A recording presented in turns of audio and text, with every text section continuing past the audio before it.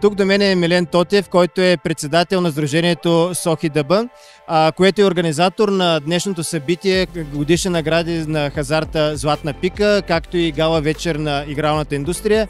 Господин Тотев, какво може да кажете първо за това събитие? То е първото такова по рода си, първото, което вашата организация прави. Какви са вашите първи впечатления?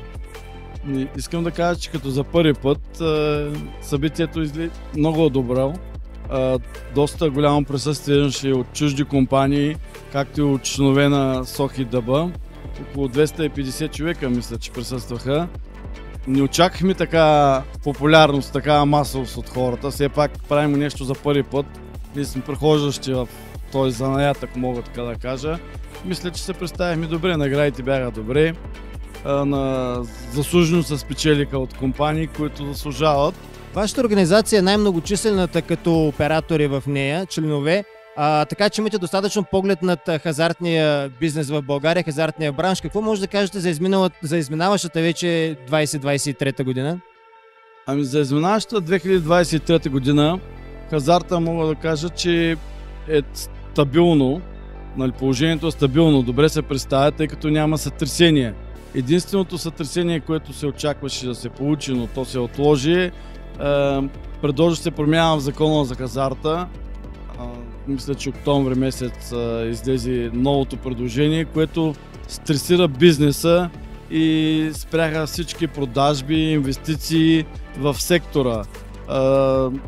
За моя радост, асоциации се събраха, обсъдихме с Министерството на финансите промените, които искаха те да се направят в закона за хазарта.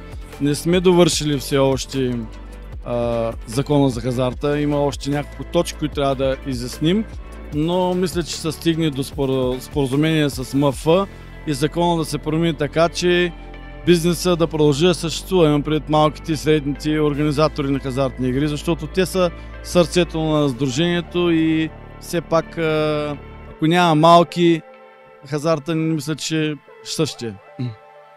Как стартираха преговорите в тази гледна точка? Има ли чуваемост от страна на държавата? Ами мисля, че има чуваемост от страна на държавата. Първо асоциациите се разбрахме, изключихме, не точно изключихме, но успяхме да се разберем всички асоциации. Все пак нашата асоциация е главно на наземните хазартни оператори. В другите асоциации участват много онлайн оператори.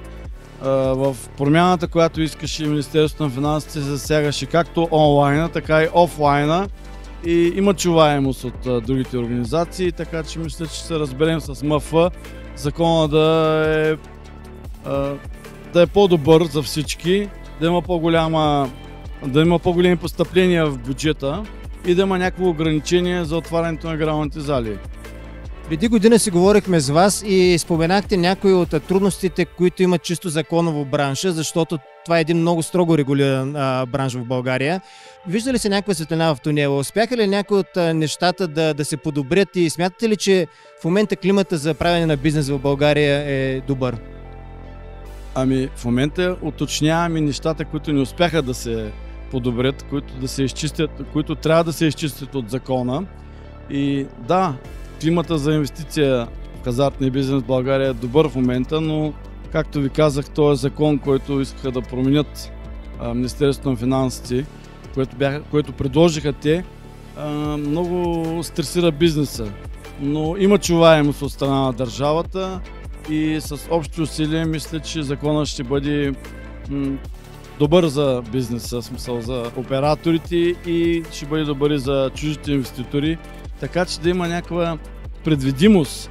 Когато инвестираш в България в игрална зала или в казино, да знаеш, че парите, които влагаш, важат за 5 или за 10 години и нищо не може да ти попречи да се изпълниш този срок, за който си кандидатствал и да работиш необходимите години, за какъвто лиценз си взел, примерно 5 или 10 години. Да няма никакви промени в закона за хазарта, които да ти попречат да се изпълниш лиценза, за който си кандидатствал. На дома да работиш толкова, за колкото си предвидел. Този род на мисли, събития като това, може ли да очакваме през следващата година да бъде организирано? Смятате ли, че то е плюс за този бранш? Аз мисля, че такова събитие е плюс за бранша. Все пак тук се събираме наземни оператори и онлайн оператори има. но главно наземните малките оператори, които са от всяко населено място на България.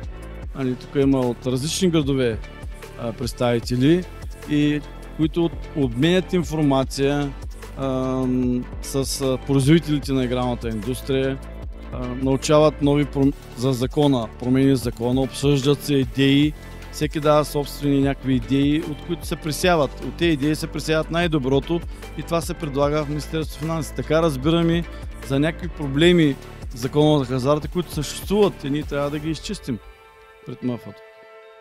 Какво може да си пожелаете и какви са очакванията ви за следващата година?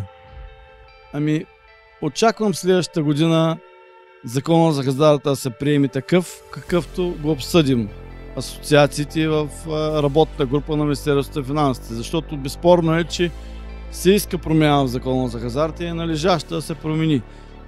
Хазарта все пак еволюира и получават се нов вид хазартни игри, които трябва да се регламентират по някакъв начин в закона. В момента отсъстват. И надявам се да има бъдеще и да има предвидимост, чуждестранни и български компании да могат спокойно да инвестират и да знаят, че условията няма да се променят. Добре, пожелавам ви успех на организацията и дано да постигнете целите, които имате, за да се постигне един добър бизнес климат в България и всички компании да вървят заедно напред. Благодаря ви, аз. Дано.